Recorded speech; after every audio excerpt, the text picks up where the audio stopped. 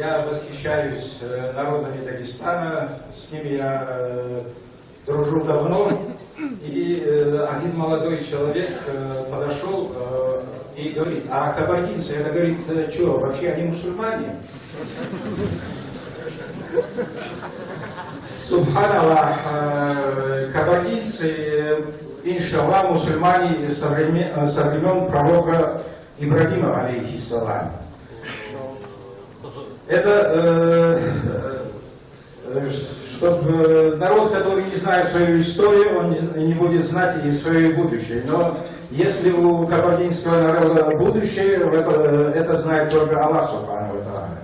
Потому что геноцид по отношению к кабардинскому народу продолжается и по сей день.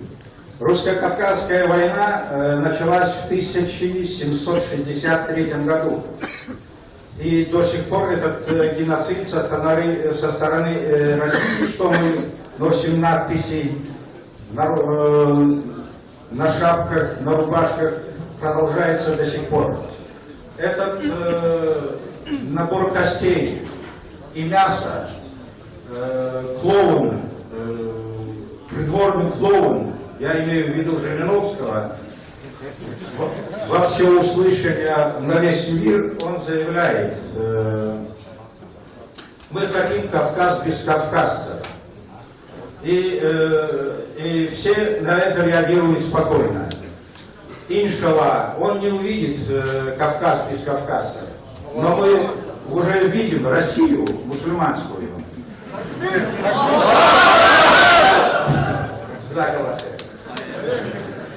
Тем более мы не воюем ни с Америкой, мы не воюем ни с Россией, мы не насаждаем свою идеологию никому.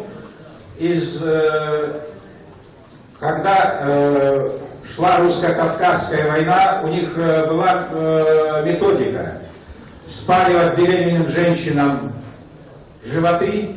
Если оттуда появлялся мальчик, им давали офицерское звание.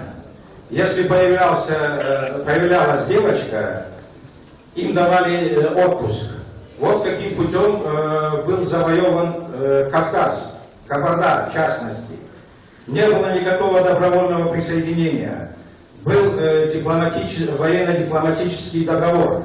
Как сейчас, в наше время, между двумя государствами заключается договор.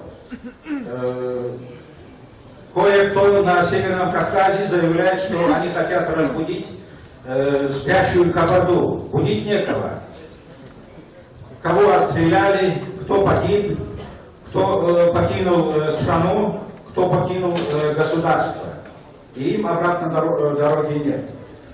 Поэтому Дагестан, альхамдулиллах, в русско-кавказскую войну вступил в 1839 году. И Чечня тоже. И, альхамдулиллах, по воле Аллаха, вам удалось сохранить свои территории. На все воля Аллаха, где испытания, где наказание, это мы уже